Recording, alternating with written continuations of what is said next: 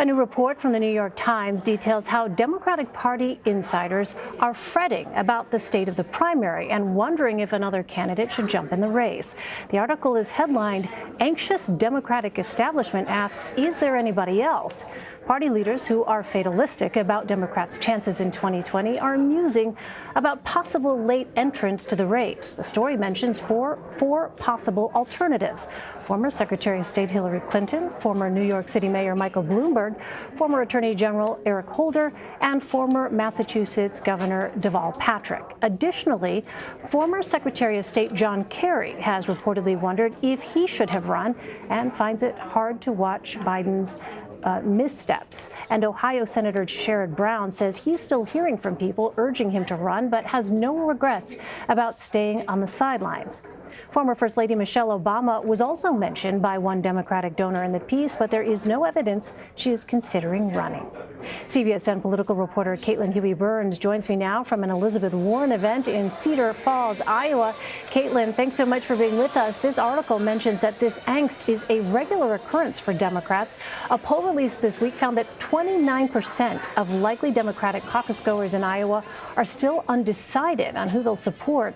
You're out in Iowa this week. When you talk to voters, are they clamoring for any other candidates to enter the race? Not really. In fact, they're clamoring for this race to really narrow down. They are kind of overwhelmed by the number of candidates, are still assessing them. When you talk to voters, they'll name, 3 or 4 candidates that they really like and are interested in. But you're not really hearing from them that they wish there was someone else to join the race, especially not mentioning those names that you mentioned. I'm not hearing people clamoring for John Kerry to enter the race or for Hillary Clinton to get back in and have a redo of 2016. I think what you're sensing, though, is some angst, perhaps, among more establishment-centered Democrats who are looking at the frontrunners of this race and seeing potential vulnerabilities. And Joe Biden, while he has been pretty durable, his base of support is there, but he's been lagging a bit in the polls, and his fundraising, his cash-on-hand numbers are very concerning to a lot of Democrats. Then you have someone like Elizabeth Warren, who has been gaining ground slowly but steadily, now kind of considered a frontrunner, at least in states like Iowa and New Hampshire.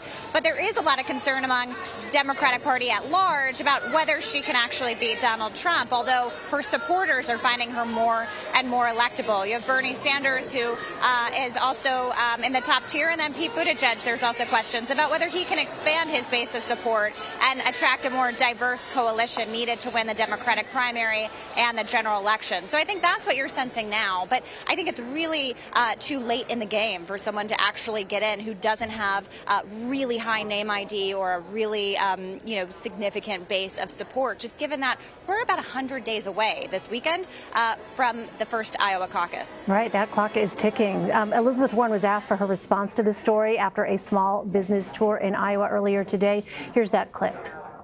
I'm out there every day talking about why I run for president. We have a country that is working better and better and better for a thinner and thinner and thinner slice at the top. 2020 is our chance to turn that around. That's what we're going to do. So, Caitlin, what does that answer suggest about the opportunity that Warren sees in this race to reshape the Democratic Party? Right. Well, you heard her relentlessly on message there, not taking the bait on that question. And this is something that she's been talking about for the entirety of her campaign. I was with her for her first swing through Iowa back in January. I can say 10 months later, her stump speech is pretty much to a T exactly the same. She's had a theory of the case, which is that the government is working well for those at the top and not well for everyday Americans. And that kind of economic message that's at the heart of her campaign is something that she's been focusing on relentlessly, and something that has helped to garner support for her, and especially focused on ground game and a robust operation like she has in Iowa. Well, last night you tweeted that in the recent town halls you've been to, no one mentioned impeachment. Is that still the case, Caitlin? Yeah, it's not something that voters are really asking about at these town halls and when they're interacting with candidates. It could be that they know where most of these candidates stand because they have expressed their views on this issue. It could also be that when you have the chance to ask a presidential candidate a question, you want to get at something that will, impact you directly. So we hear a lot of questions about healthcare, about climate change, about the economy, wages, jobs, and other issues, and sometimes really hyper-local issues that some of these voters are focused on.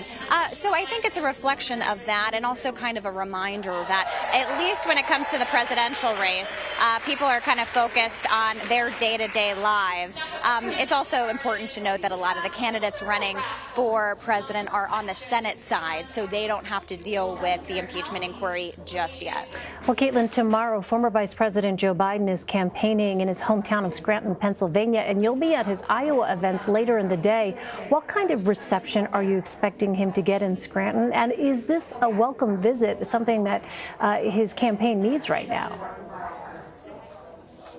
Yeah, that will certainly be home turf for him, and he is looking for ways to kind of reinvigorate his campaign. As I mentioned before, we've started to see him slip in the polls, and when you look at the money that he has in this race right now compared to Elizabeth Warren, Bernie Sanders, and Pete Buttigieg, he is lagging far behind, and I think that's concerning for a lot of folks. We'll see him in Iowa tomorrow. He has a couple stops in the state, and this is a place where he is still at the top of the polls, but there is this question about whether voters still see him as the most viable candidate against Donald Trump. I talked to several voters yesterday at Elizabeth Warren event and a couple voters the day before at an event for Amy Klobuchar. And when you ask them about Biden, first of all, you have to ask about Biden because they often bring up other candidates. And when you ask them about him, they often say that they'd like a newer face or a fresher face. And so we'll see kind of how he handles that in a place like Iowa, where he is either tied with Elizabeth Warren